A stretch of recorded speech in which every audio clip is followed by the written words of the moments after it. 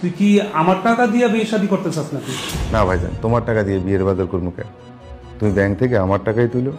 ব্যাংকে তোর টাকা আর কইতো? তুই বিয়ে করার জন্য টাকা নিয়ে আস নাই? ভাইজান, আমি আসার সময় টাকা আনবো কোত্থেকে? আমি এই গত 9 বছরে যা কামাই করছি সব তো তোমার নামেই পাঠাইছি। এই যে গত মাসের টাকাটাও তো আমি বেতন পাইয়া তোমারে পাঠাই দিচ্ছি।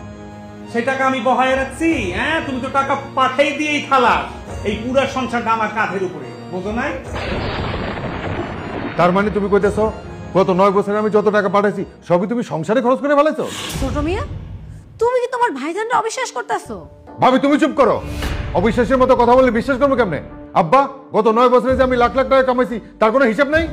তার মানে আমার টাকা কেনা সম্পদ তুমি তোমার নামে লিখে দিছো ভাইজান?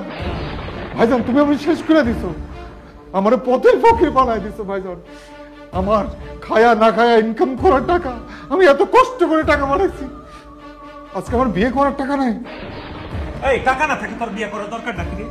এতদিন কোন লম্বা টাকা পাইছো বিদেশের বাড়িতে, বিয়ে করার টাকাটা তোমার কাছে নাই? লজ্জা করে নাই সমস্ত কথা কইতে? চুপ করে আরাম কর। ইচ্ছা করতেছে তোর জুতা দিয়া পিটা দুধ চাপড়া তো। এই এত বড় সাহস, আমার সামনে তোর বড় ভাইয়ের গায়ে হাত তুলতে চাস? এই আপনার উচিত বিচার। আমার কেনা টাকায় সম্পদ কিভাবে তার জন্য নামে দলিল করে নেয়? আম্মা, আপনি আপনার দুই পোলার দুই চোখে দেখতেছেন, আল্লাহ সইব না। আম্মা, তুমি কিছু কইবা না? তুমি কিছু কও। আমি আর কি কমু?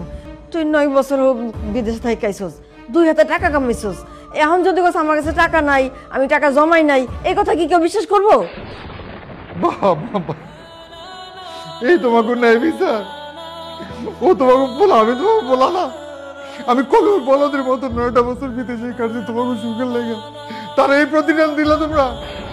আম্মা, প্রবাসী প্রত্যেকটা টাকা এক একটা রক্তের ফুটা, আমি খায়া না খায়া দিন রাত পরিশ্রম করে আপনাকে সুখের লেগে টাকা পাঠাইছি, সেই টাকা আপনারা এইভাবে ধ্বংস করছেন।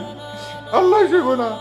ভাইজান, একটা কথা মনে রাখো, আমার গায়ে এখন তাগত আছে, পরিশ্রম করার মানসিকতা আছে। আমি আবার বিদেশ যাবো। আল্লাহ যেন তোমাকে উচিত শিক্ষা দেয়। এই বিয়ে ক্যান্সেল। আর আমি তাই না শুনি নাকি আমার মেয়ের উজ্জ্বল ভবিষ্যৎ আমি নষ্ট করে দিব? হ্যাঁ, আমি হইতে পারি চায়ের দোকানদার, কিন্তু আমার বংশ সম্বন্ধে তোমরা ভালো করে জানো। আম্মা, চুপ। এখানে বড়রা কথা কইতাছে। আপনি ঠকবেন না। আমি খারাপ কি কইছি বাপ? আমার মেয়ের আমি যার সাথে আগে বিয়ে দিতে চাইছিলাম সেই আবুল হোসেন আগে ছিল কোটিপতি, এখন সে চুনোপুটি।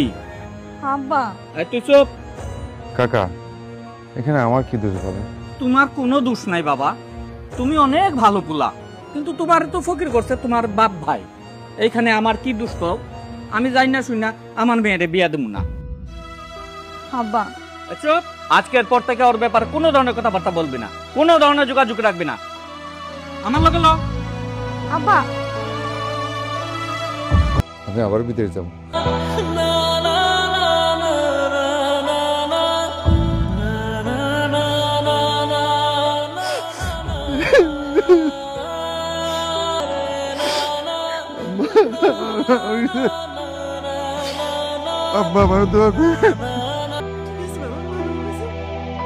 দেখে শুনে সাবধানে যাবি।